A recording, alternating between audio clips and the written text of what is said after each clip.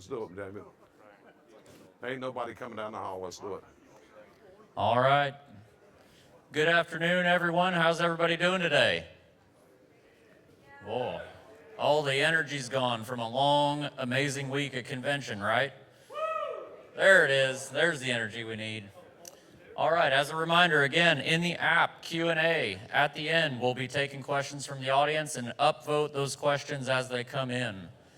Welcome to the final presentation of the 2025 NCSG Convention. Thank you for being here.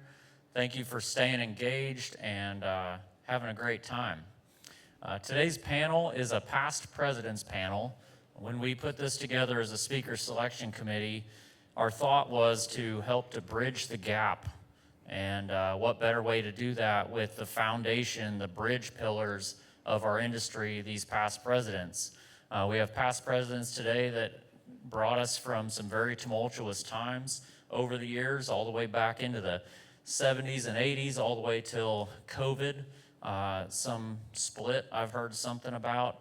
A little bit of everything we've had to deal with. And today they're going to be talking about this to give us ideas on how to weather the storm. People like Jerry, who had to deal with the 2008 financial crisis, and Jeremy and Jasper most recently on all the times moving forward, and everybody in between. I'll let them talk about all the crazy times. So without further ado, I'll let Jerry take over and make this panel happen. You know, this is real interesting. We've got some NCSG staff members. You gals going to learn something in here today? Fantastic. Bill Thornton, I see him in here, different people. As you're looking at this, some of these guys could tell you about times that the glassware was not even allowed in a board meeting, correct?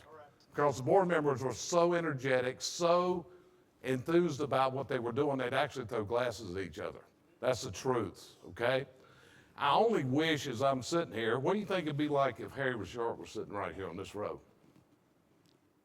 Well, he would have thrown us. You got to turn it on. Check now. Scott? Okay.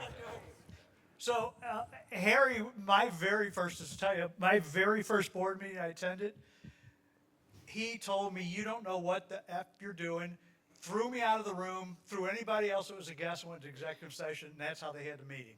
So that was my very first exposure to a board meeting and Harry Richard.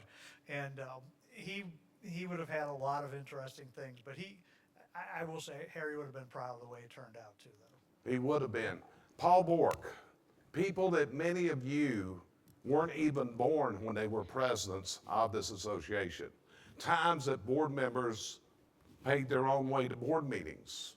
Times that there's people sitting up here that loaned the guild money, or we would not be in this room today. We were that destitute. As we looked up the other day and I saw a financial report of $1 million, we didn't have that kind of funding.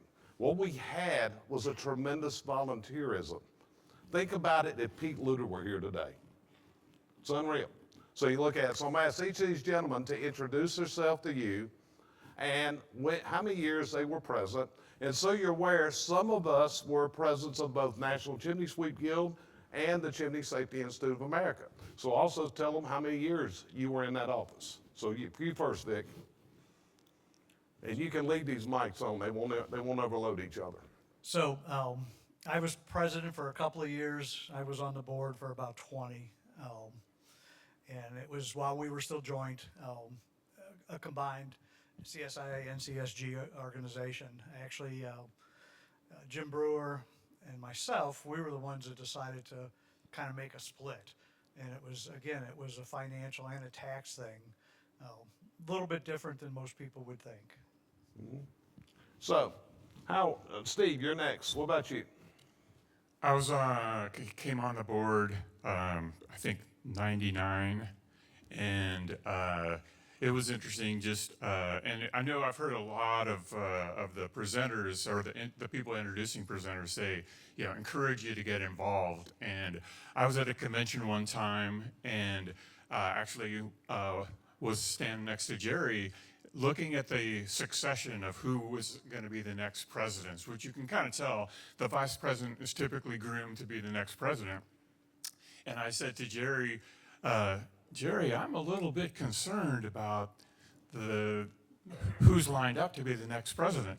And he looks at me and he goes, you should be. And so then I said, well, who's gonna rise up and, be the next people, that are gonna come on the board? And he looks at me and he goes, well, a lot of us are looking at you. At the time, I was president of the Oregon Chimney Sweep Association, and it was really starting to get, I was really enjoying involvement with the industry. And we're going to talk a little bit about some of the major challenges that we faced and maybe even regrets that we had, but I'll pass it on to Howard. Turn your mic on, you're next. All right. So I was Steve's vice president. How did I end up getting there? Is my passion was the ethics committee. And in serving that, it was just a real worthwhile process as far as maintaining the integrity within the industry.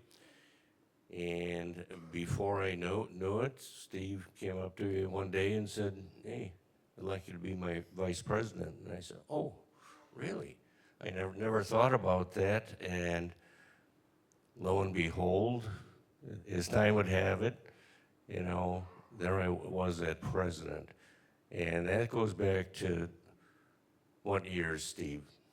2005, 2006 era. So just to give you an idea as far as where we are coming from perspective-wise, we're almost 20 years of history here as far as the things that we encountered and things that we saw, things that worked well, things that may have changed over the years that we question, gee, is it really smart that we got away from that? There were things that happened during that term. We look at things like AI. Everybody knows what AI is now, right? Of course, they didn't even have AI back 20 years ago, unless you were watching some science fiction, movie or something like that. And the big thing back then was, okay, we built this great facility, the tech center in Indy. And the age-old question, if we build it, will they come? And there were struggles, major struggles, where we were having trouble getting people signing up for classes and getting out to that tech center. And, in analyzing the situation and problems, it was, okay, we've got to bring the classes to them. They're just not coming in enough numbers to make this feasible. We knew education was the key. It was just a matter of making it make sense financially. And that's what started the classes that started. And I'll tell you, it was a very painful process. That's what I remember about it. The speed or lack thereof of how classes were rolled out was just mind-numbing.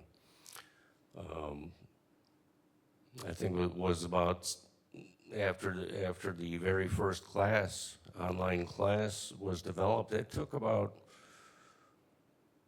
10 or 12 months to get that. It's like, whoa, we are just not going to make it at this speed.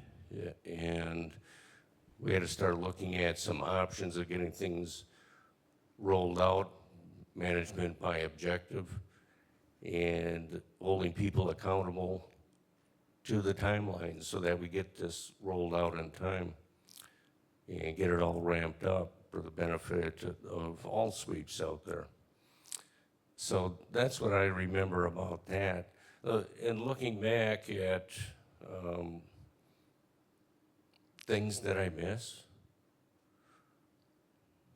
if I told you, and you're all in the chimney industry here, if I told you, gosh, don't ever present to a customer or meet them face to face or pick up the phone and call them, and no, just do it all electronically. Just hit the send button. Heck, you can program this out for months on end. What a disconnect. I mean, what would happen to your guys' sales? And that's what always amazes me is the dichotomy here between associations, and I'm not ranking on NCSG or CSA, it's an association thing. I belong to other associations and I see this. And it's the same thing that happens. It's a disconnect of the electronic age.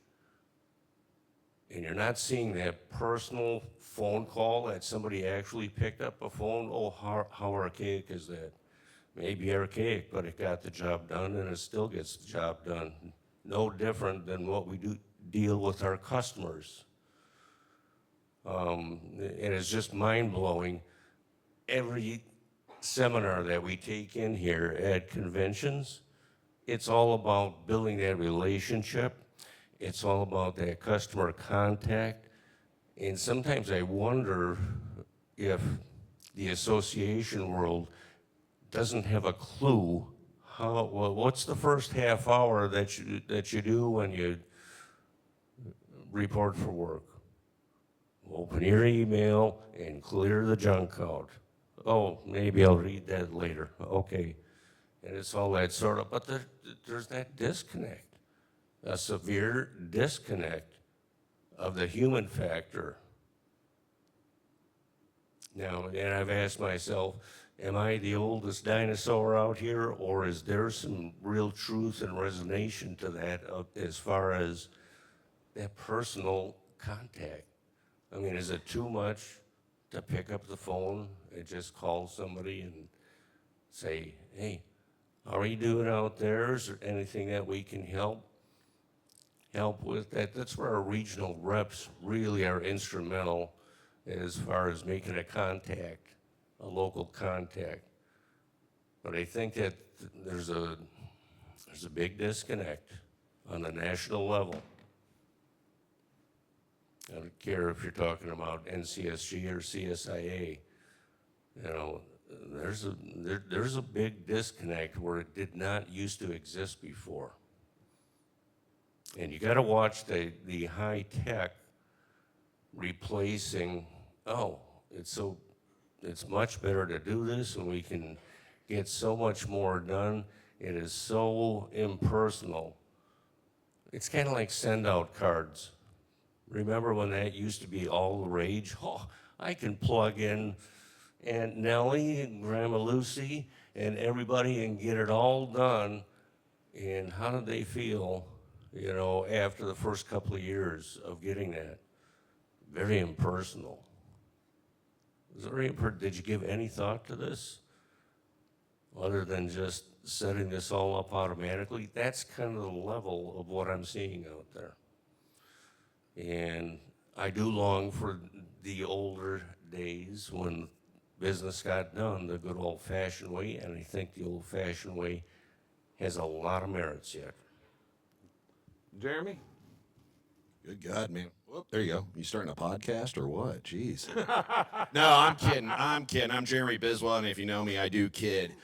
This is why I wanted to be up here and president and serve on the board and everything, because you can tap inspiration like this guy sitting next to me, and I still do.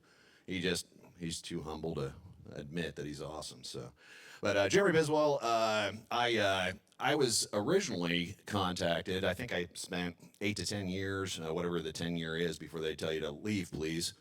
When I first started, I got contacted by Howard, and he was president at the time, and he said, hey, we've got one of our at-large directors that, I can just fill the seat. He needs to step off, and by the way, you're now head of both CSIA and NCSG's ethics committees. Good luck.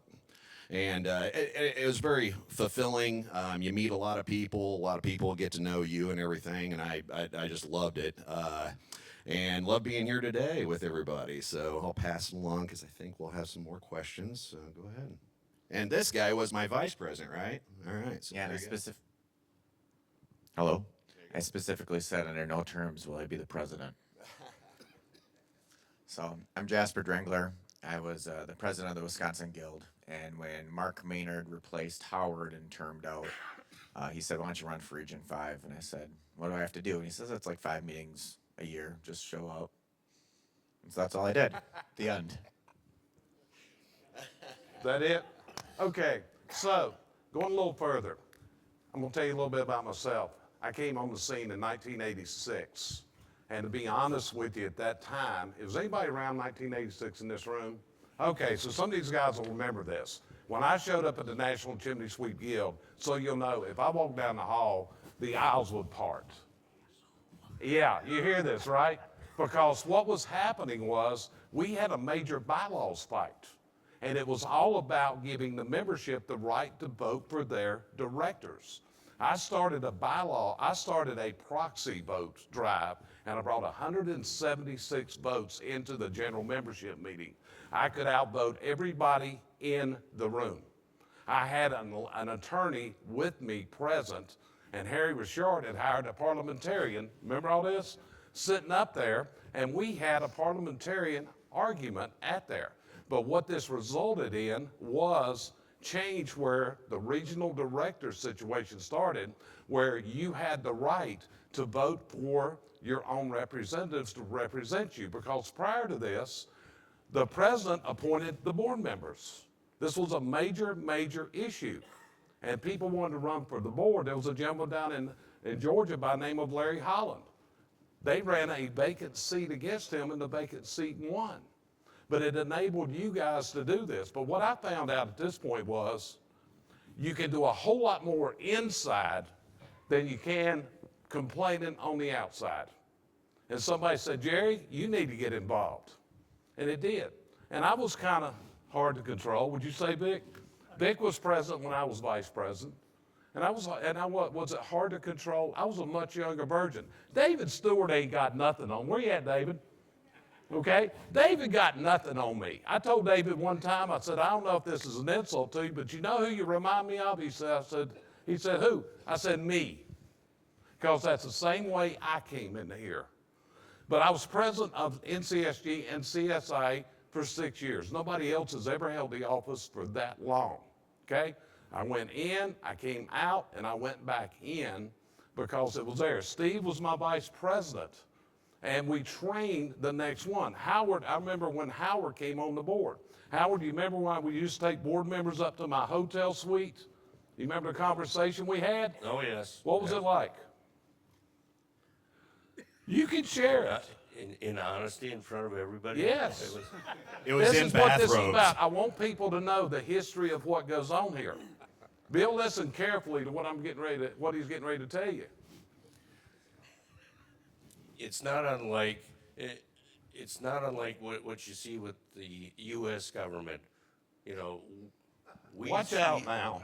We see things in public, what they want you to see, where the rubber meets the road and where the real work gets done, and conversations, you know, one-on-one as far as any issues of the day that are going on. That's where the talks really go on. When you don't have to have your pretty face on and be the good politician out there, that's really where the work gets done. Talking in a small group, kind of a focus group of people, and addressing the issues firsthand. Because a lot of times you really can't, you got to build momentum. You really can't do that around the board table, because you've all heard the expression herding cats. You know, it starts to be very, very difficult to get everybody on the same page. You had cats on your board? We had bulls. That's it? We had bulls on our board. We didn't have a lot of cats. Bulls. Bulls. So, you know, what I want to get back to, and he didn't say this, is I asked him the question, why are you on this board? Do you remember that? I asked you the question, why are you on this board? Yeah. Number two, I told him this, you just volunteered for a unpaid, unrecognized position, which is a second job. And I want you to know something. If you're on this board and I'm president, never volunteer to do something unless you're going to do it. Because you would get dressed down. because it was that concerted an effort that we were there to represent. We were paying our own way. I can remember when we got reimbursed 10 cents a mile to come to board meetings. You remember that? 10 cents a mile. We go to a board meeting, we'd pay $1,000 and we get return of 80 bucks maybe, something like that. But you go to it. But he told me, Howard told me, he said, I want to be president of this. Great. Then this is what you got to do to get there. You got to be able to do your part to get there. He became treasurer, moved from there. This gentleman beside me, if you've ever heard of ESHFO, he and Pete Luter were the first attendees at an ESHFO conference, correct? What country was that in? It was in Hungary, right? It was in Hungary. There's probably been no one more than this guy beside me that has studied chimney sweeping in Europe and has brought many things back. This is what we saw. When you look at this, the guy beside me and Pete Luter brought the idea of the chimney sweep school to us. And people thought it was ludicrous, correct? On the board. And we started having a school in Maryland, a university, with students sleeping in dorms. Well, we had to control them because there was intramural sports going on at that time, which means there's college girls running around. So you also had to watch the kids there, didn't you? But it was. Vic, do you remember the first graduating class that they had? Yes, we actually, we stayed there as well. Well, not everybody, but, There's a presidential right, okay? okay. So we actually stayed there, rubber sheets and all. Even though I didn't go to college, I never had a dorm. I lived in the St. Louis area. So it was one of those unique things. But the first class, I mean, it was us that were instructors were so excited, as were the students. We couldn't leave each other. It was like I can't even really describe it. I mean, I'll tell you in the after studies, and I hope this isn't offensive to some people, we would pee in a trash can because we didn't want to leave each other. That's how much into it we were. That's brotherhood, okay? That's brotherhood right there. There were no women in there, so that's how intense it was to do that first couple of classes at the University of Maryland. So let's get a question. Jasper, I'm going to start with you. And I know what your answer is going to be. What was the biggest challenge when you were president of the National Chimney Sweep Guild? COVID. COVID. That blows my mind. That wasn't what I expected. Well, I know what answer you wanted, so let's just talk about it. Our industry is not as unique as we actually think we are. As a trade, we're a little unique. We're not like all the other trades, but as an industry, we are not unique, I'm sorry to tell you.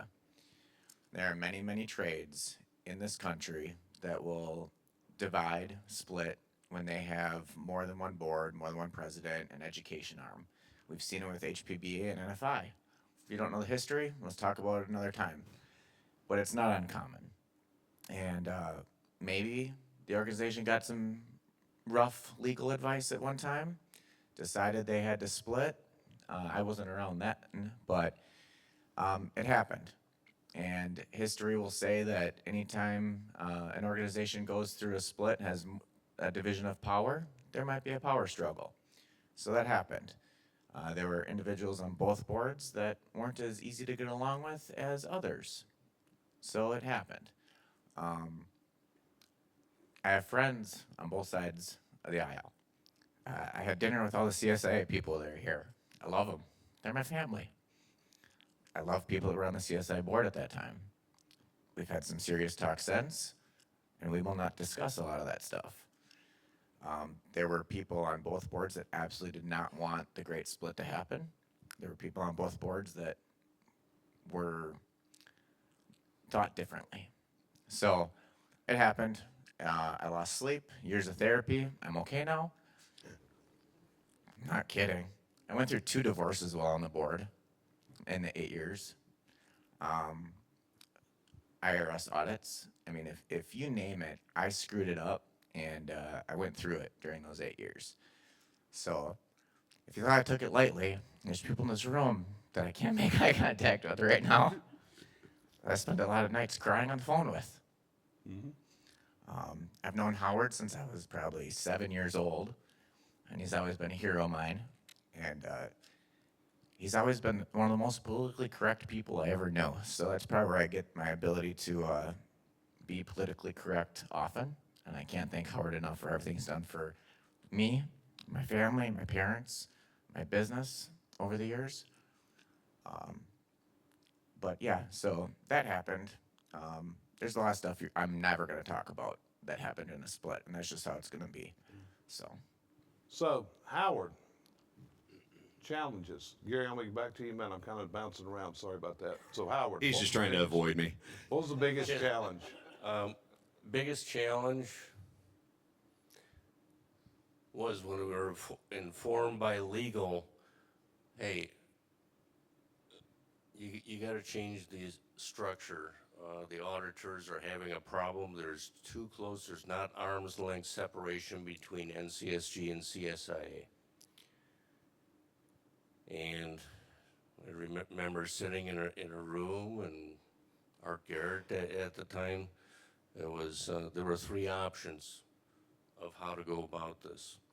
Now, mind you, I was the last president that held the dual presidency of NCSG and CSIA, which is kind of mind-splitting in and of itself, isn't it?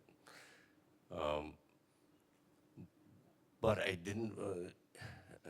didn't really want that separation to happen. I kept looking for a different way. There's got to be a better way of doing this. And out of the three options, we chose the one that made the most sense to everybody at that time. And we felt, okay, this is going to have enough controls in it. If there's some rogue president of CSIA that gets in place, the board will hold them accountable and take action.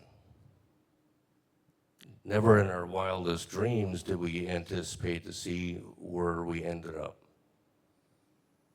And to this day, I live that nightmare, if you will, as far as the challenge of that split and how it came about and how it needed to happen. I think in retrospect, would I have done something different?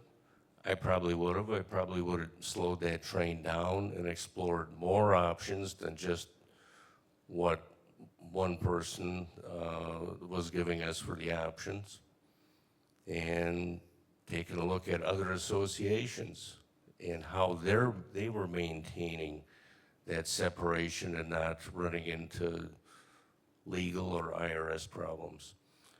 Because the CSIA ran the real risk of not being a tax-exempt organization, the way that things were. They were going to lose all of their tax-exempt status.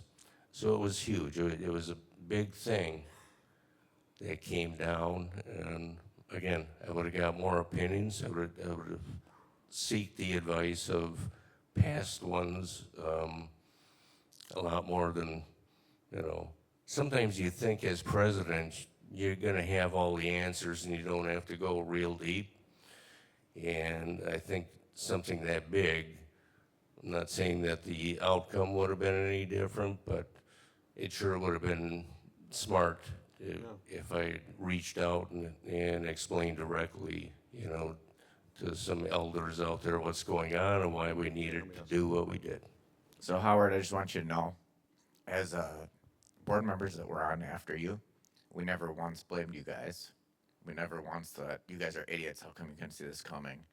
We all knew that everyone that served before us had the best of intentions and couldn't possibly foresee the situation that we got ourselves into.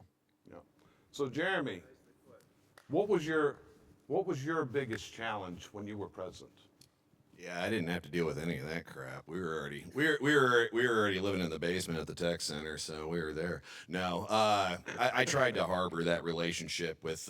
I think Mark Stoner was the president of the CSIA, and I think we worked pretty well together. But so I didn't have that, PTSD, isn't it fun? and dealing with that. What my big thing was, I had a couple three things, because I'd seen so many presidents come and go, and they had to focus on this or that. So I was like, okay, I'm just going to pick a few things here.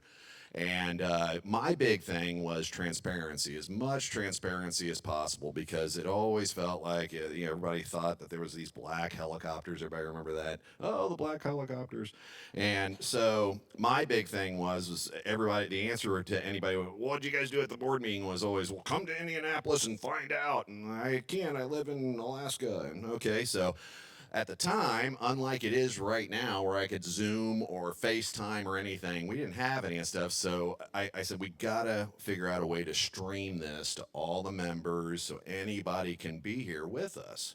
And back then, that was a big deal. That was like weird, we had all the camera equipment. It looked like we were on a sound stage or something. So that was my biggest thing, was transparency, make everybody feel like they're right here with us, nothing to hide. We're doing our best here, right? Okay. Steve, what was your biggest? So I want to speak a little bit to the two organizations, NCSG and CSIA, because it was a challenge.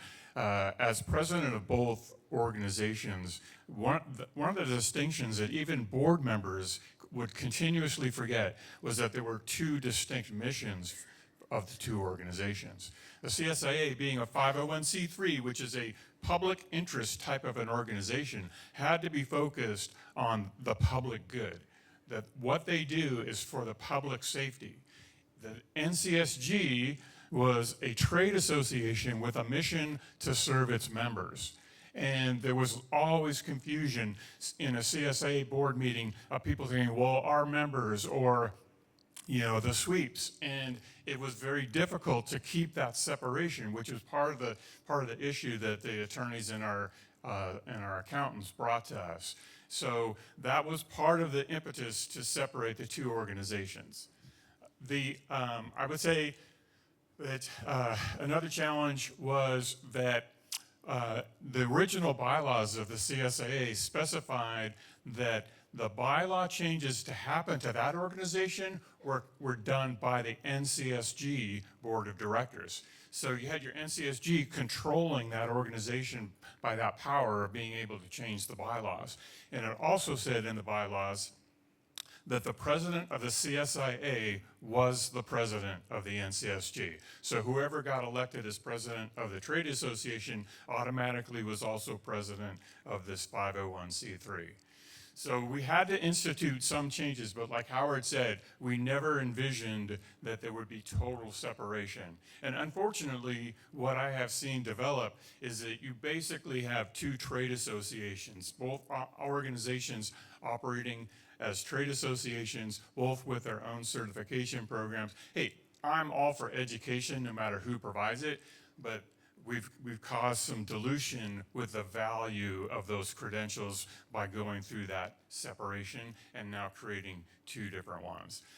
The other challenge that I had, or what I wanted to accomplish, was we were very technician focused in the early part of the organization's development, which was critical because, a lot of the people that were coming in to the trade didn't understand all the necessary technical knowledge that they needed to have, things like NFP 211 and codes. This was addressed in those earliest years. That's why the certification program was even developed, so that we could identify standards and what is the knowledge that a chimney sweep or a chimney inspector should have.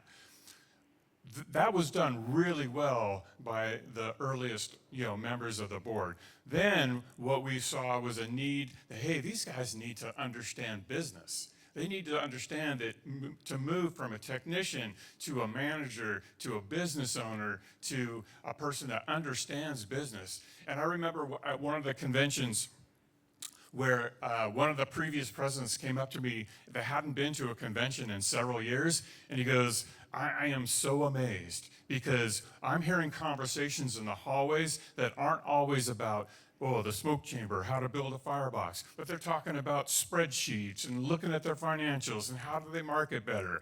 So it was a big and major change that started to happen that really has got us to the place. So now you hear about chimney companies that are doing $3 million, $5 million, $10 million in annual revenue. And it's, I mean, it's quite a change. You just sit back and just look at it. Vic, what was your biggest challenge besides controlling me as your vice president? There's people in this room that I hopefully know what I'm talking about.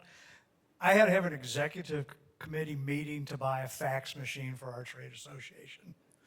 So if you think about how far we've come, we didn't have enough money to buy a fax machine. So we've come a long way. Mine really was, I think a couple of things was professionalism. I wanted the board to dress up to attend meetings. I wanted us to look better. I have nothing at all against top hats, tails, never did. Wore myself for years. But when we decided we were going to start getting involved with other groups, we need to look like professionals. And I felt that with the whole industry as well. The other was always been money. We always were broke. I mean, some of us gave money a couple of times. And it wasn't just to build the building in Plainfield. It was to keep us afloat. And particularly, we were even almost an all-volunteer association with minimal staff. But we were quasi-business people at best and flew by the seat of our pants a lot. But it was always money. I always believed in educating people, and that took money. And it goes back to the first separation was because of money. It was because we had a manual ready to print, ready to go, all taken care of by volunteers. We didn't have the money to print it. We had the price, we had a deal, we didn't do it, and our executive director pretty much said, we don't have the money, it's not happening. So that's why we really split the associations up front along with the tax bases. But it was always a challenge just to keep us afloat. I would have never, ever envisioned you could have an association that had $1 million. We were lucky to have 90,000. So we've come a long way. I had two big challenges. Challenge number one was we wanted to construct a building in Indianapolis. And we searched over the country for the location. Folks, we looked at a funeral home in Indianapolis that was an empty funeral home to put it at. We looked at churches, we looked at all kinds of buildings, and finally came to the resolution that the best thing to do was to build what we needed in that area. And then we had to raise the money, which was raised by many of the people in this room from their donations, from the auction money. That's how we built that. That was challenge number one. Challenge number two, I never knew that the president of a trade association could get sued. And you can, because anything that this association does, we can be held accountable for. And I terminated an executive director on the instructions of my board, which he needed to go. They told me to go to Washington, D.C. the next day and terminate him, which I did. And about 2 weeks later, I got $1 million lawsuit sitting on my desk to me. That was a challenge. Luckily, we carry officers and directors insurance that comes in. But that was a really scary day when you get into those kind of things. It is. So Jasper, going back to you, I asked about the challenge.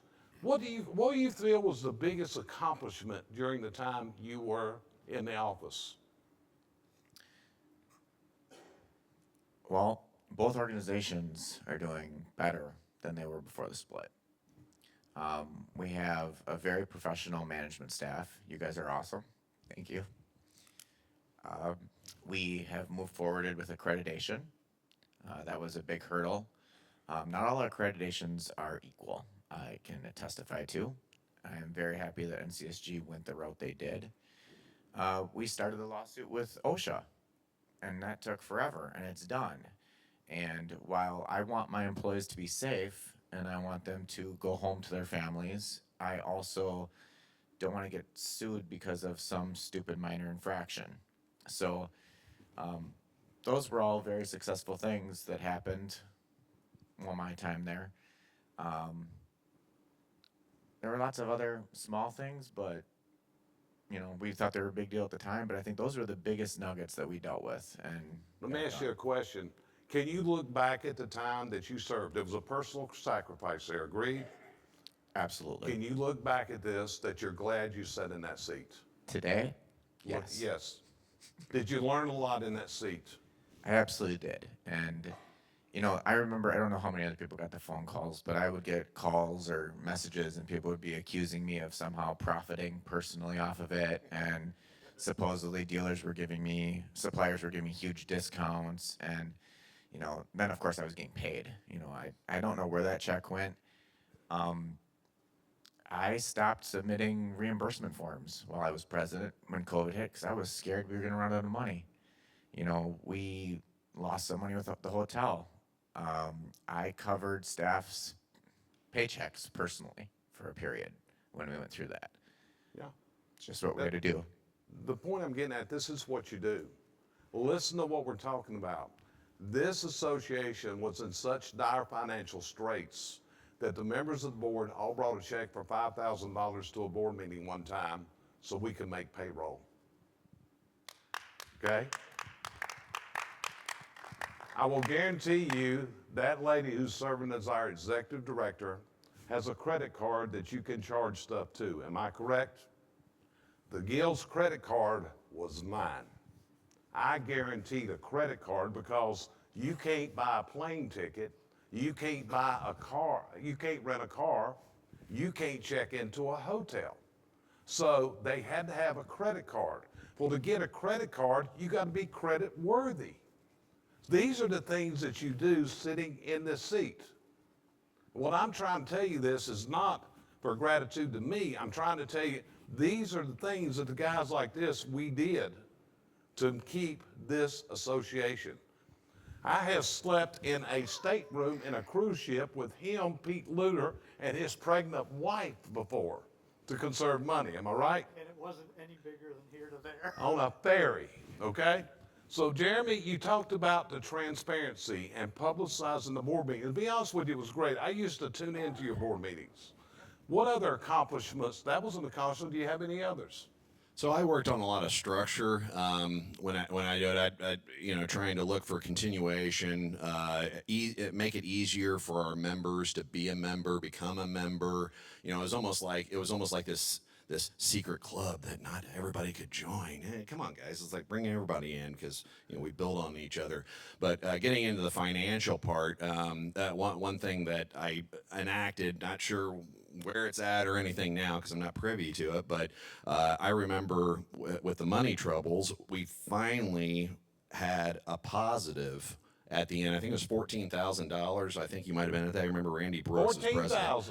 $14,000 when Randy Brooks was president. I think it was right after you.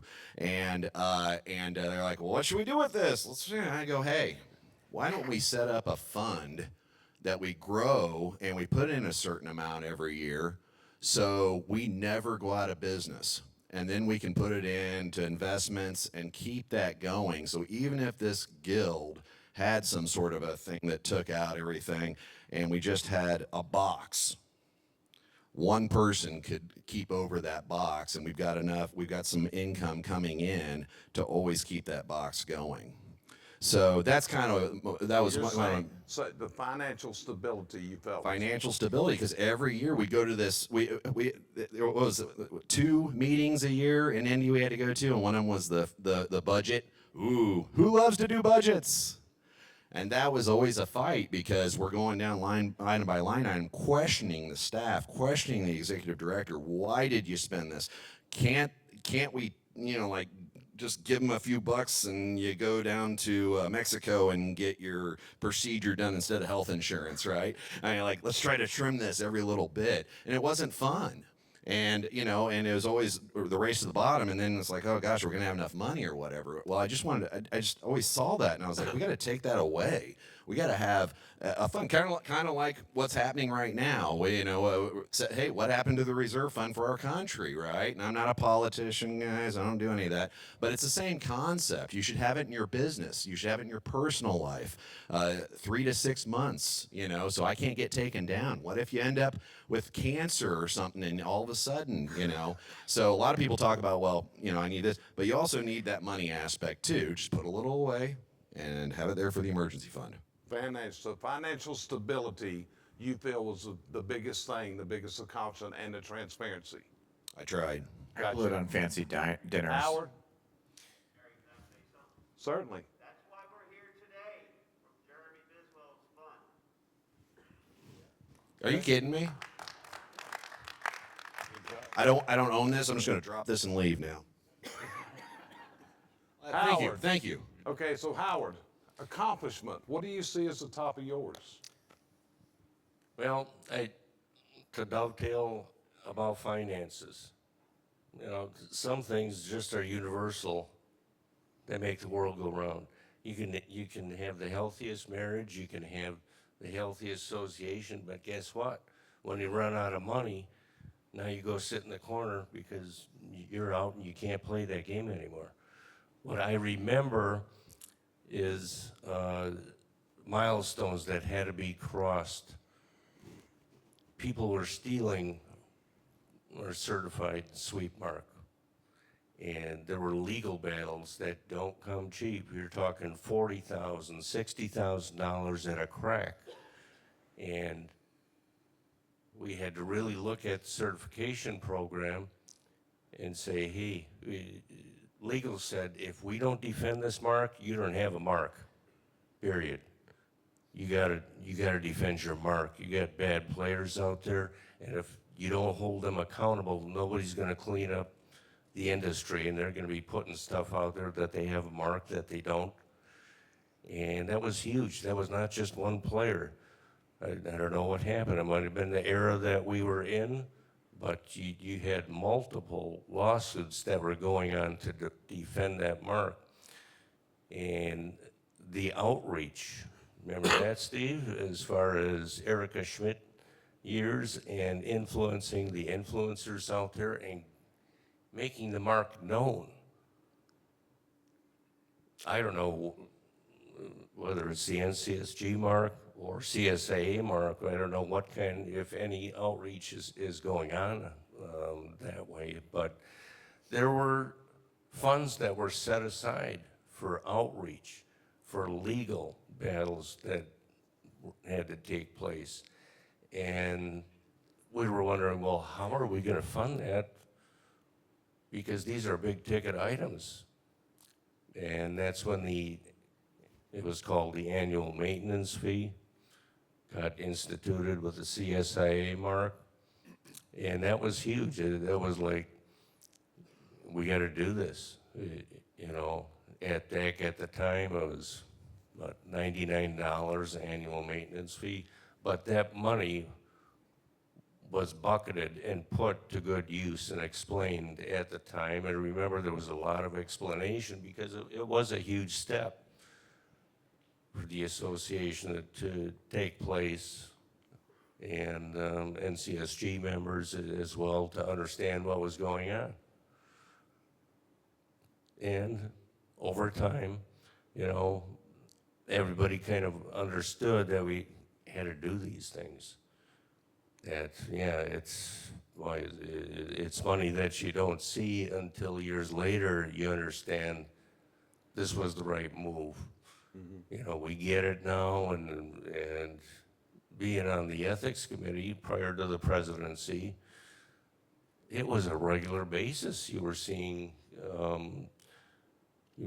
members that were filing complaints. They got somebody that's advertising wrong in our area. Why are we paying dues? Why are we paying certification fees if everybody else out there is just putting this mark out there and nobody's holding them accountable? That was a major road that we had to cross, and precedent was set for that mark. Fantastic. So again, the ability to financially pursue this was a big accomplishment at this time. Absolutely. Fantastic. Steve, what do you look at? So I'm remembering this same, I remember a meeting that we had, Howard, myself, Robert Huda, who was our treasurer at the time, and our executive director, Mark McSweeney. And Mark said, this is not sustainable, this certification program. We didn't have a maintenance fee. It was one time every 3 years that we collected like $179 or something like that.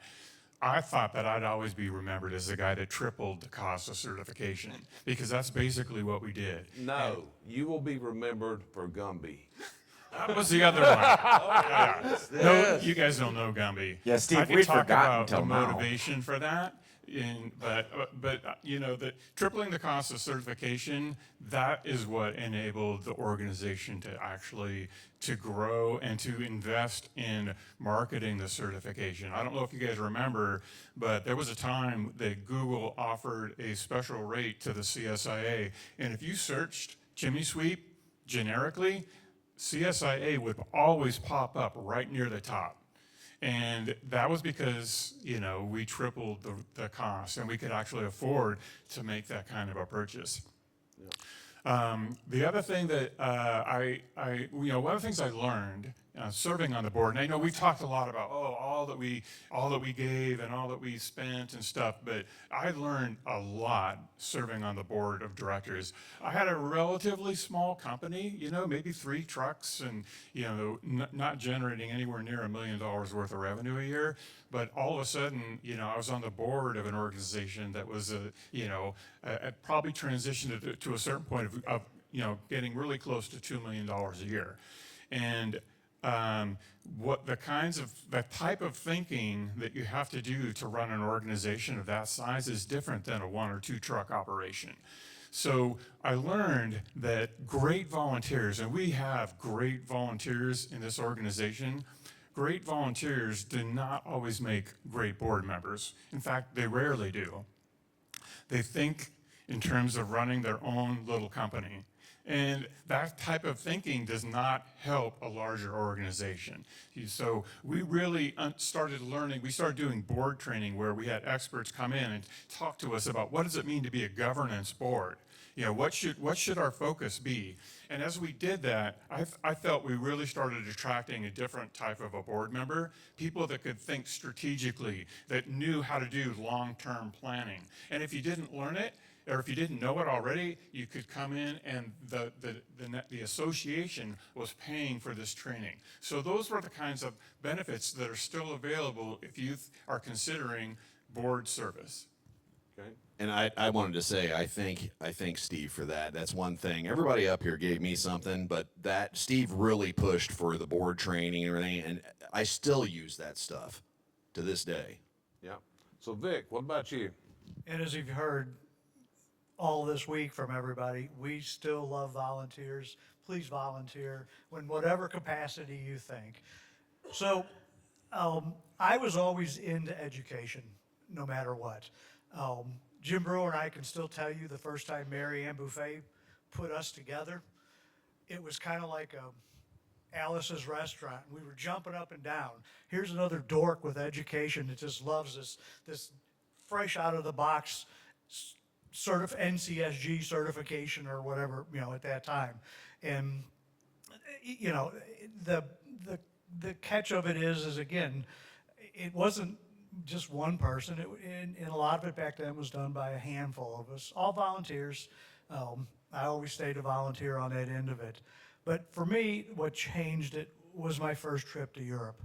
And there was a couple of things that hit me, and one of them Jim gets more responsibility for, was that when he went, he came back with the idea that I had thought we should, even though that first time I was in a room with 20-something different countries and, you know, going back to where we all had a translator behind a glass booth, looked like a UN deal.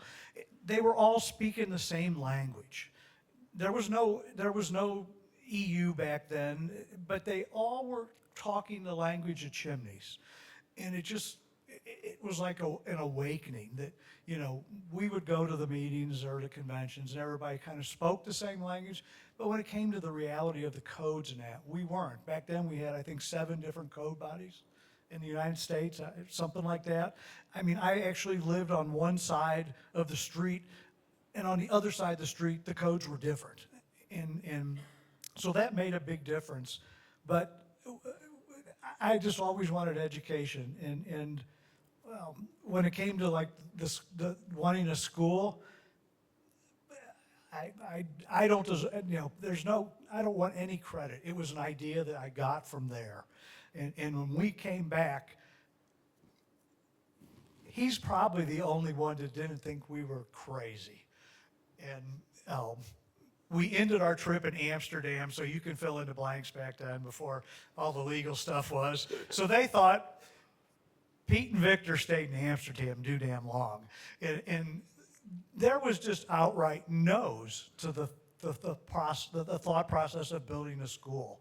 And we just weren't going to let it up. He deserves a ton of credit because he was the one that had the idea of getting it paid for. Like anything else that we did on the certification side, we had ideas, we'd make it work. We had no idea of budgets. We didn't know that you had to charge or should charge for a maintenance fee. We didn't know any of that. We wanted to keep it almost free and if not cheap as possible. We didn't care if it could pay for the program. We didn't realize that there wouldn't always be a world of people that would do this. And so, you know, to me, it's just still the education, no matter how you look at it. Mine was being able to cut the ribbon at the tech center. That was it. That was the big one.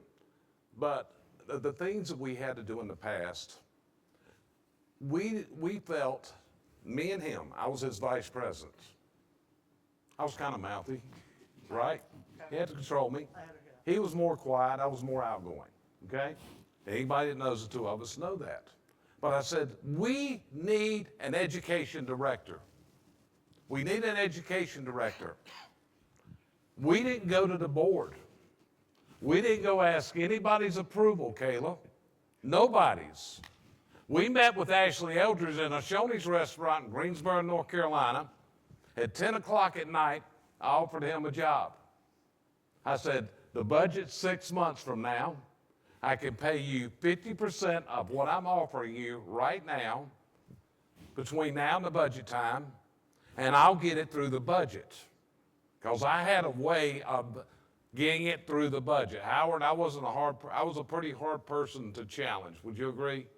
100%. If I wanted it, you better be prepared to fight. That's right. Okay? That's right. But we saw this as the future. A lot of times, that's what happened. We saw things, again, this was volunteerism. What he said a while ago, and that's what all of you need to look at is, it takes tremendous volunteerism. But here's what happens if you go into that. Listen to what Steve was talking about. You get training. By being president of these associations, I was able to go to Europe and see things that were 20 years down the road for the chimney and vending industry in America. You put a lot in, but you get a lot out. And you develop lifetime friends, okay? You develop lifetime friends. When I went through personal challenges in my life 15 years ago, I called you, right? I told you what I was going through. I called you. I called others. And the reason being, these were some of the closest friends that I had in the world. And I didn't want to hear this through the grapevine. Hey, this is what's going on. I want you to be aware. I've seen that young man down there. Jasper, I don't know how old you were first time I ever saw you. Up here, he's the only second generation here. Right now, we have second and third generation coming in to this industry. When I looked at it, I got 2 grandsons doing this. So what they talk about is the volunteerism is unreal. David, do we have any more questions? Do we have any questions that have come in? Okay, I don't want to cut. I've got more, but I'd rather go to that. You got a mic? Yep. Yeah, so Is the question directed to anybody individually also? If they are, say that. it sort of is, you know, it's a great question for Jasper to answer. Oh, boy. Because the decision was made during his, the last part of his tenure. And the question is, why did the NCSG set up a certification? If CSIA was a part of the NCSG, why didn't NCSG just let CSIA do the certification? We purchased CCP days after we received notification that we were no longer going to be together. And the reason we did that is we wanted to make sure that we were going to provide value to our members. The certification is a great way to provide members. It was also a good way to, I don't want to insult anyone, but it was a good way to raise the CCP up to a higher standard. And then we, attacked the accreditation with it, and we brought in the 3 levels of certification to help those that work in union cities. So the reason they're called the professional, the journeyman, and the master is for pulling permits. And so when we go talk to other industries and code enforcement, we're speaking their language, right? I defended the CSIA publicly when they decided they were going to bring in a specialist for the same exact reason. Having the 3 levels helps deal with code enforcement and brings us to the same verbiage as other industries. So we didn't create a new certification. We purchased one, and we elevated it greatly since then. Okay. Any Thank more? you. Yeah, so this next one comes in talking about money, and Steve alluded to thinking that he would be the guy remembered for tripling the price. And Gumby. And Gumby. Currently, the NCSG's member dues have been the same for probably 10 years or more. What are any of yours opinions of the need to triple or double that I have due? no clue what the dues are, but they are worth gold, and I would pay triple in a heartbeat. And I'd get crucified for saying that in front of a number of sweeps. And unfortunately, those sweeps that are going to start come yelling with pitchforks when I say stuff like that really maybe aren't using the benefits that they are getting from the NCSG or any organization body. But also arguing over money with independent, there's nothing wrong with being a small independent one-man band. There are many days I wake up and I wish I could fire everybody but Racine and be a small one independent person, right? Plenty of days. That's just because you don't like doing paperwork. Perfect. I figured she was in here. But this is a business. The NCSG offers us more than most of us in the room actually understand, and it's worth it. Use your benefits, look into them, find out what your benefits are, and then go figure out what you would have to pay for that if you had to go lobby on your own. Anybody hire a lobbyist on their own dime before? Anybody, get an accreditation on a certification so that they can work in a town that requires a journeyman level certification to pull a permit? I mean, we're making good money in here, and if we're not, you need to know your numbers and get to where you are. Okay. Victor wants to add to that. I spent a large part of my life in this industry as a me, with an office person. I always believed in having an office person, but I think the dues should be raised, and I throw this back to you and whoever the question was, to anybody in this industry. Have you ever used the levels of inspection? Has anybody not ever used the levels of inspection in their business? And you know where they came from? They came from this association paying for representation on the National Fire Protection Association.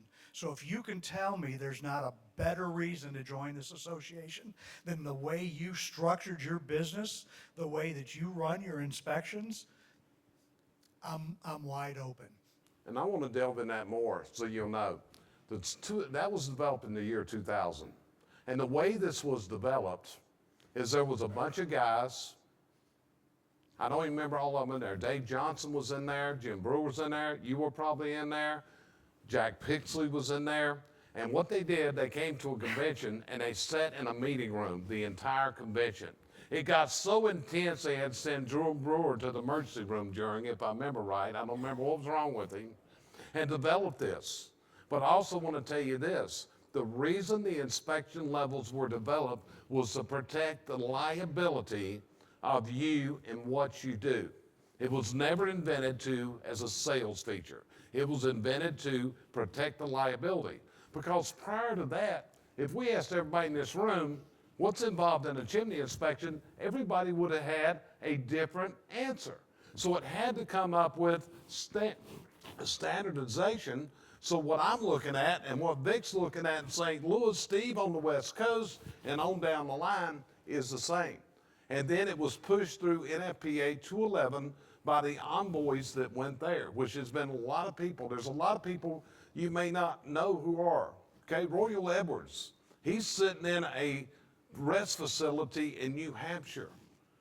Royal did so much in the early 80s. When you look at this, there's so many people we could talk about that have been so monumental in making what you guys have available to you today. Steve, did you have something? Yeah. So one thing that Vic always used to say when he was on the board for some of the time that I was on the board, and he would always say, you know, we don't toot our own horn enough. And so what I would say in answer to that question is, if you're going to triple the cost, then show me where the value is. You know, we have to see what that turns into, because that could, you know, that may be well worth it. But I had personal frustration after leaving the board that I didn't see enough. I'm a loyal person. I'll always be a member of the National Chimney Sweep Guild, but I got to admit that there was a meeting, and I'm all for financial accountability, but there was a meeting where someone stood up and said, "We have $1 million in the bank," and you know, a bunch of people cheered, and I'm going like, "So what? You know, what does that mean to me? That's not helping me. That's not furthering my business. That's not furthering our trade." To have $1 million sitting in a bank account. If we can take that money and use it and leverage it to create more business for you guys, to create a desire for people that are looking, what do I want to do with my life? I don't want to work in an office. To promote our trade to those that are younger. And I am so happy, always, we said this a number of times over the years when we look around the convention and see young people. And so that's what I want to see from our trade association. When I was president, we got Michael Gerber to be our keynote speaker. And I've heard from other people that was a key moment, you know, when they heard him speak, because he gets us. He gets us as technicians that have become business owners. And so those are the kinds of things that a trade association should be focused in. And we're going to disagree amongst ourselves on certain things. You know, I would much rather see us pay, you know, like we had a really great keynote at the beginning, in my opinion. I thought he was great. That's the kind of thing I want to see from my trade association. Right, and let's take Michael Gerber. Again, Michael Gerber cost us, so you'll know, high-end speakers aren't cheap. And at the time, his fee was $10,000 plus his flight, and he don't fly coach. The guild didn't have the money. So what happened was Steve, myself, some other people, we all chipped in $500 to get him in here. You only paid at $500? That's what you. That's Seem what you like a lot wanted. now. That's what you asked for. Maybe. We might have been close to meeting the goal at that point. Okay, you said 500. I sent you a stinking check. Okay, so but anyway, moving on from there. But we also had the ability, those of us that donated, to have a private breakfast with him that morning. And I can still remember sitting in that private breakfast. It's things that I use today of having breakfast with Michael Gerber. I mean, it's unreal. When you can go and meet personally, I've been in a room with Zig Ziglar before. These are phenomenal, phenomenal things. But you got to bring in, and it does cost money to do. And I agree, that Phil Gilkey was a good choice, whoever made that. He had an excellent presentation. But we can't leave this on the floor. We got to say what Gumby is, because we left that out here. So when you come in as president, you got all these ideas, right? This was my vice president decided that he was going to make a change and had him some new business cards made with some chimneys that looked like Gumby. And that did not fly. So all your ideas don't fly, do they, Steve? No, they don't. So let me just say, you know, and I would be in favor of, and we were not going to get rid of Umbrella Man. I mean, people love Umbrella. Umbrella Man, right? But we were trying, and one of my goals, was to take us into the future or into the present where we are now, and that was just a modernization of our logo. Something simpler, something that would project the image to our customers. We keep Umbrella Man for ourselves because it means something to us. It doesn't mean a whole lot to most of the people that we're trying to get to do business with us. That was my goal. And it was Jim Brewer that used Gumby, and when he put that, we had this internet discussion list, and he said it kind of looked like Gumby. It was like that was the end. So yeah, that was. But I did, and you did compliment me because it was a bold move to just. I had these cards printed up. No one had seen it. Nobody knew about this change that I was proposing. I just passed out my new business card to all the board members, and really there was not a lot of objection from the board, but there was from certain members that were vocal. Gumby wasn't going to carry us into the future. That was kind of the war cry. I think I had forgotten about Gumby. I think if everybody in the room donates a couple bucks, I think Steve needs to get a tattoo of Gumby somewhere on his body so we can show this example every time. I'm in. I'm in. Oh, I'm in. Okay, in. David, any other questions? There are a couple more. Fantastic. One of these, talking back about all of your combined experience and kind of bridging the gap. Based on your experience and awareness, what do you think some of the biggest challenges facing the NCSG and its boards/committees down the line? Okay. Jasper, let's start with you, buddy. Well, we always have been scared to stay relevant. So, keeping our industry relevant, we all get scared about gasification and now electrification and how long wood burning is going to be around. And I'm blessed to live in a part of the country where I will never live to see the end of wood burning, but others aren't. There are people who have businesses where the entire counties are now wood free, or you can't even install a gas appliance. So that's going to be something that as an industry we watch, and we have the committees that are constantly watching for new laws and new codes and fighting for our industry. And then, the EPA, they really cracked down on us in the last couple of years. We lost a lot of stove and fireplace manufacturers over that because they just simply weren't going to spend the money. And their thought was people aren't going to buy cheap $7,000 wood stoves, especially after getting them for $200-300 for the last 20 years. So that's probably what I would see as one of our biggest challenges moving forward. Fantastic. Jeremy, what do you see?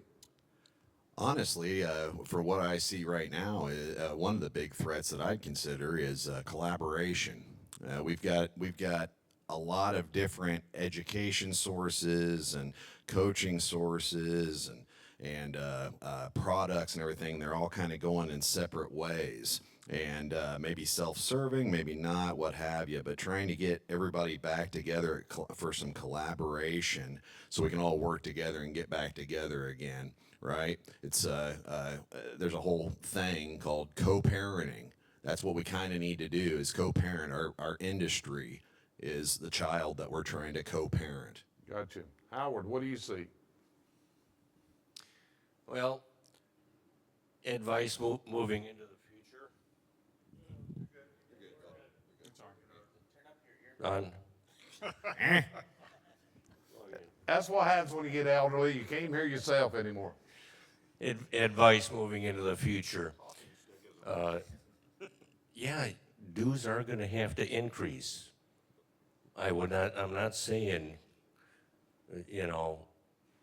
triple them, but I am saying I belong to a lot of associations for a small business, 7. Okay, the highest annual dues that I pay for one is $800. Just for a look at perspective. With that being said, and like what has been said before, advice to NCSG, don't let yourself become a commodity. Differentiate yourself by having that human contact. Don't slip into AI la land that, hey, we can do this so automatic. Yeah, you can die a natural death too, because there's options out there. people don't have to, join associations. They join associations for a reason, to get things done and add benefits that the company can't do by itself. That's why we join associations. Yeah, this is one heck of a good group with the camaraderie and everything. But there's nothing that beats face-to-face. Face-to-face will win the race. Okay. Roland, you got a big shoes to fill here. David's showing up at the Wisconsin Guild functions. It was huge. Don't ever underestimate that face-to-face contact. Voice comes in second best. Email, almost non-existent. It's like, yeah, whatever. Because we get bombarded with that stuff. Again, I think there's a disconnect with the real world with associations. Because that $800 association I belong to, you know how many calls I get from them? 0. Okay. So Steve, what do you see? Yeah, so I on the external threat to us, the challenge, I agree with Jasper. It's environmental. When I first got into the industry and started coming to these kinds of events, everyone was like concerned about natural gas appliances. It's gonna kill us. We won't be able to survive if people switch to gas. Well, how many people in here install and service gas appliances now? So we were able to adapt. We were able to adapt with those kinds of changes. So that's an external threat. The one that I see from the board, the challenge for the board of directors is to be able to think and anticipate those kinds of changes. It's pretty clear what some of them are going to be. We're starting to install electric fireplaces. I never thought I would do that, but that's what the market is calling for. So your board, our board, needs to be able to think strategically and do as much as they can to foresee these kinds of obstacles. Now, nobody saw COVID coming. So then it's like, can these people pivot? What can we do? Having an online convention. I mean, it's not very good, but hey, it happened, and that was still, they were able to provide some benefits. So thinking strategically, being able to foresee challenges, and just knowing that there will be challenges. How are we going to handle the next one? Fantastic. We overcame the chimney sweeping log, everybody, and we did it together. Okay. Vic? It's been said, the change is going to happen. It doesn't matter who's president. It does, but it doesn't matter to this industry. Those changes are going to happen because they're already happening in Europe. So we'd have to embrace them, be prepared for them, and go in advance. With that brings me to a saying I've been saying for years. Stop guessing and start testing. This industry has to embrace how to look at things. I can assure you that anybody can have a problem, and almost anybody in this room can go in and tell you probably what's wrong with the system. But it's based on your knowledge. But that knowledge doesn't defend you against an HVAC person, doesn't offend you or affect you when it comes to a building inspector, doesn't make a difference if an engineer walks in, because you're guessing. You got to start testing. And that means blower doors, pressure testing, and the industry and this association has to embrace it and hit it. We're 20 years behind. We need to hit it now and be done with it. To echo what he's saying, if this association had moved years ago to what we were telling them, but yeah, we ran into roadblocks, we would be the association for air quality today. We would be. And we dropped the ball, and there's other people there, and it's costing us work. Every day I see Facebook questions, and it's like, my God, it's a pressure issue. Bart, you see it every day? Every day you see it. But this, to me, is not the major challenge. The major challenge to me, and be honest with you, I'm writing an article on it right now for the next issue of Sweeping. And that is the recognition of this industry by the American consumer. In my estimation, less than 2% of the American consumers have ever had one of you in their home. This is a responsibility of the trade association to get the word out. That man right there was you just appointed him your marketing director. He's got great ideas. He's going to spend his money. It ain't going to be sitting in the budget, right, Lee? But you got to get the word out. You got to get the word out to the consumer. When you look at it, you got to look at what the consumer looks at. We're still a 3-season business for most companies. In October, you can't handle the business. It overflows. Right now, people are being laid off in certain areas of this country because the workload has died. We've also got to be able to bring new people into this industry. Jasper's the only one in here that grew up in a chimney sweeping family that's up on this road, Chimneys are dumb. I don't want to work on them. okay? But in a chimney sweeping, chimney service family. None of us grew up saying when we were in high school, I want to be a chimney sweep when I grow up. That's the only man in this room that said that. God, if I told Jeremy Biswell's kids they got to be chimney sweeps, they'd shoot me. I wouldn't be Uncle Jerry no more. I would not be, right? They would. But that's your challenge. How do you get this message out? When I look back there, I'm looking at Ron Rust, who's going to Chamber of Commerce meetings, all kinds of networking stuff, right, Ron? He is. You got to make the American consumer understand why your services are important. Listen carefully to their health, their safety, and their welfare. Their health, their safety, and their welfare. Stop scaring the hell out of people that their chimneys are going to catch on fire. Start talking about health, safety, welfare benefits. Louis, you had your hand up. You're going to have to speak up louder, sir. You're tall enough. Come on, man. Come on down here and grab a mic. And I got just a couple minutes because we're running on time, okay? So I'm a second generation chimney sweep. I grew up in a household where I experienced the value that a fireplace brings to a family. In front of the fireplace, my mom and dad taught me the most valuable lessons in life. And I think as an industry, we need to start marketing to families what the value is of our product. Not so much the safety and the technology aspect of it, but what value it provides to them and their household and the unity that it brings to the family. So that's my first thought. My second thought comes from my investment background. I haven't just been a chimney sweep. I've been an investor in many types of businesses and real estate and things like that. What investments is this association making for its members? And how can we diversify $1 million and not raise membership dues? Let's think about it differently. Let's think about how can we lower the cost to gain a larger membership and diversify some of those expenses to bring money in. So how's the money being held? 5% on $1 million, if it's held in the right checking account, is $50,000 a year. Compound that year after year after year. Those are types of things that we should be exploring. Well, you got leadership sitting right up here listening to this, several members of the board, executive directors down there. I think, have you learned a lot in here today, Kayla? Have you? Fantastic. Huh? What'd she say? You're being very PC.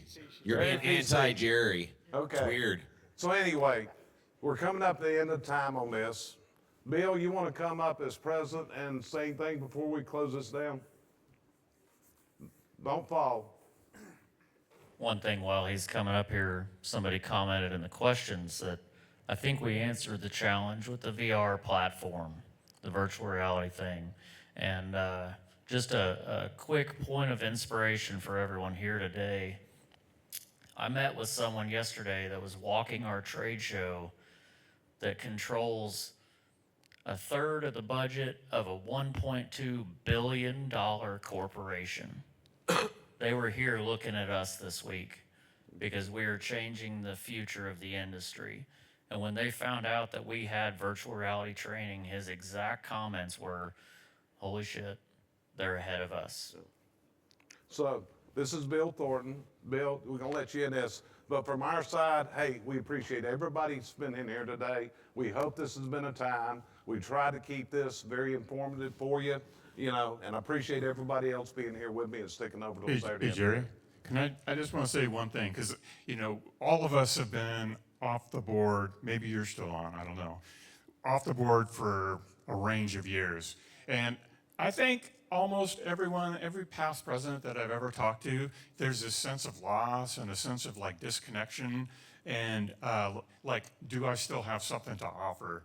And I would challenge the current board to use us as a resource.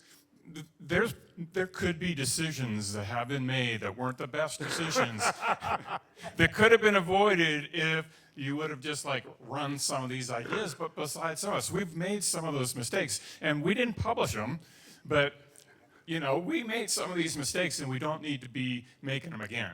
You didn't have social media. Shut up. Well, we didn't have that when I was president. I'll fact you. Okay. We didn't So get into Bill, that flower Auger. patch. Okay, so I think we have kind of answered the challenge of spending the dough. We've done that in the last 2 years. That VR comment was my comment. I don't know how it got anonymous, but no, we spent a lot of money on VR. It is going to change our training worldwide.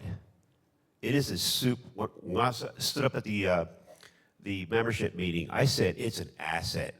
It's in the asset column of our accounting. So it's only going to get better. I know it's taken forever, but guess what? It will be an asset. We've also done the apprenticeship program, thanks to Jim. Is Jim in the room? Right there, Jim Bostaff. right in front of me. Thank you, Jim. I mean, unbelievable. Jim was working on that back when I was president. Yeah, well, so it took a while.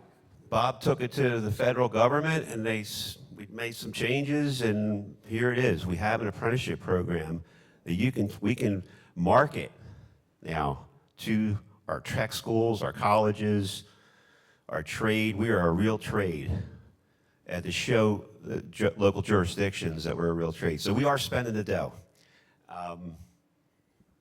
Education. We have a kick-ass education director that's just knocking it out of the park, Bob. And Bob, stand up, Bob. he's right there, hiding in the front.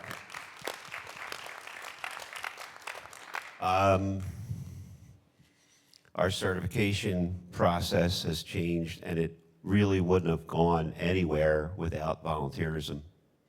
You know, to get it where it's at right now with the subject matter experts.